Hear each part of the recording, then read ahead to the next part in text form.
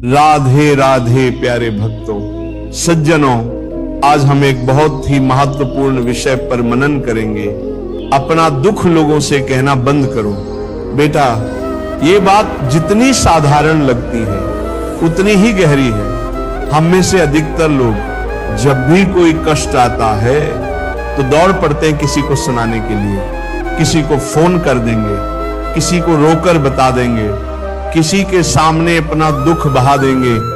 पर क्या उससे दुख कम हो गया? नहीं, बल्कि मन और भारी हो गया। भक्तों, संत कहते हैं जिसने दुख सहकर प्रभु का स्मरण किया वही सच्चा साधक हुआ, और जिसने दुख को दुनियादारी की बातचीत में उड़ेल लिया वह कभी भी उस अमूल्य आत्मल को प्राप्त नहीं कर पाया। देखो बच्चा, जब तुम किसी से अपने दुख कहते हो तो 3 नुकसान होते हैं। पहला, सामने वाला तुम्हारा दुख सुनकर खुश भी हो सकता है।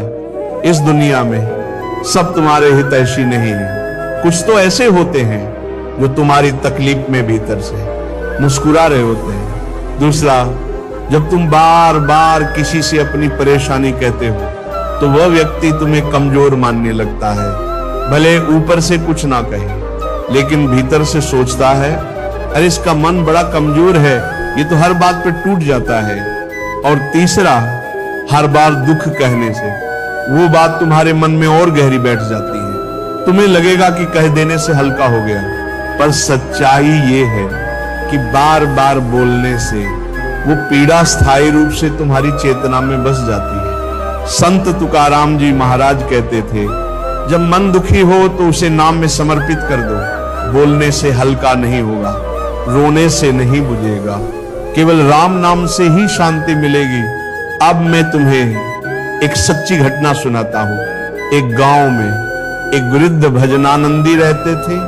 उनका नाम था हरिदास जी। घर में कठिन स्थिति थी। बेटे उन्हें ताने मारते थे, बहू तिरस्कार करती थी और पोता पानी तक नहीं पूछता था। लेकिन 70 वर्ष की अवस्था में भी उनका चेहरा शांत रहता था। गांव के कुछ लोग बोले, बाबा तुम्हारे जीवन में इतनी परेशानी है, फिर भी तुम्हारे चेहरे पर इतनी शांति कैसे? हरिदास जी बोले, मैं दुख को भगवान से कहता हूं, दुनिया से नहीं। जब तक लोगों से कहता था दुख बढ़ता था, लेकिन जब प्रभु के सामने आंसू बहाए तो भीतर हल्का हो गया। प्रेमी आत्माओं, इसलिए कभी भी अपने दुख का मेला मत लगाना। हर किसी को मत बताना कि तुम क्या झेल रहे हो। जिनसे कहना है वो तो केवल 2 है, एक भगवान, दूसरे तुम्हारा सच्चा गुरु।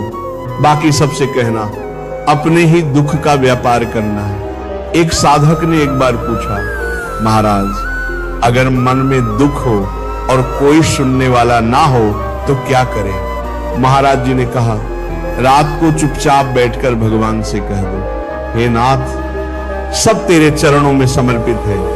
मैं कुछ नहीं जानता, बस तू ही जानता है। मुझे तो केवल तेरा नाम जपना है। इतना कहकर आंखें बंद कर लो और राम राम का जप शुरू कर दो। देखना, जिस मन ने पहले दुख से सिहरन महसूस की थी वही मन बाद में आनंद से भर उठेगा। भजन प्रेमियों, अगर तुम चाहते हो कि मन मजबूत हो तो नाम जप को अपना सहारा बनाओ। लोगों को अपनी तकलीफें सुनाने से कुछ नहीं होगा, बल्कि उनकी दृष्टि में तुम गिर जाओगे और फिर एक दिन वही लोग तुम्हारा मजाक भी बनाएंगे।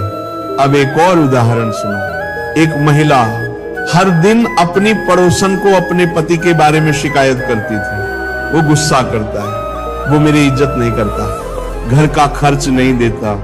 एक दिन वही पड़ोसन उसी की बातों को दूसरे लोगों में चटकारे लेकर सुना रही थी।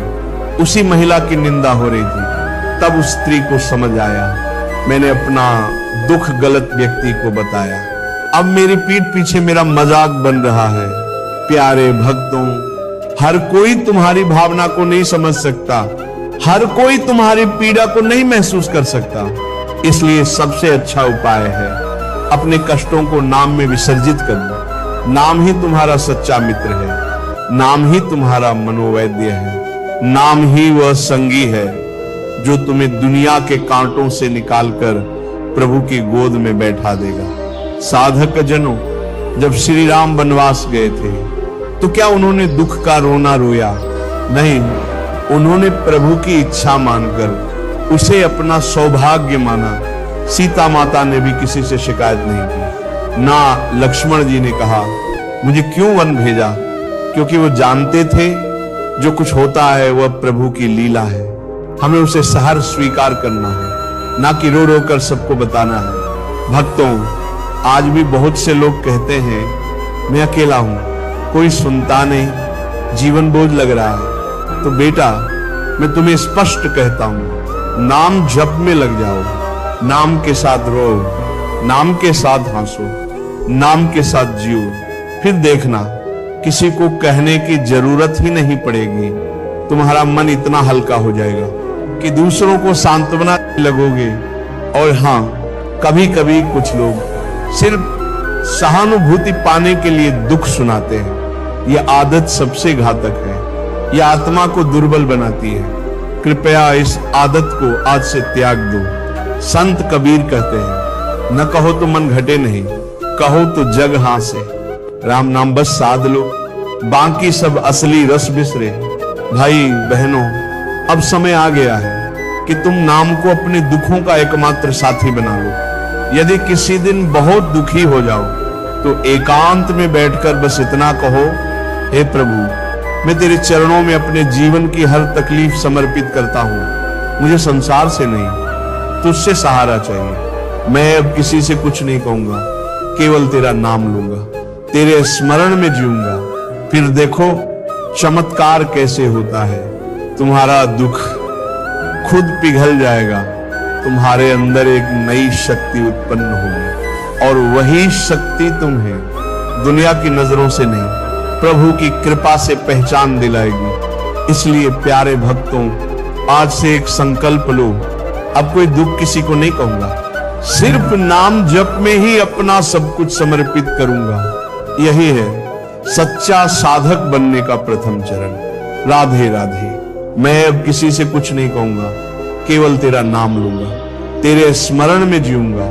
फिर देखो चमत्कार कैसे होता है। तुम्हारा दुख खुद पिघल जाएगा, तुम्हारे अंदर एक नई शक्ति उत्पन्न होगी, और वही शक्ति तुम्हें दुनिया की नजरों से नहीं, प्रभु की कृपा से पहचान दिलाएगी। इसलिए प्यारे भक्तों, आज से एक संकल्प लो, अब कोई दुख किसी को नहीं कहूंगा, सिर्फ नाम जप में ही अपना सब कुछ समर्पित करूंगा। यही है सच्चा साधक बनने का प्रथम चरण। राधे राधे।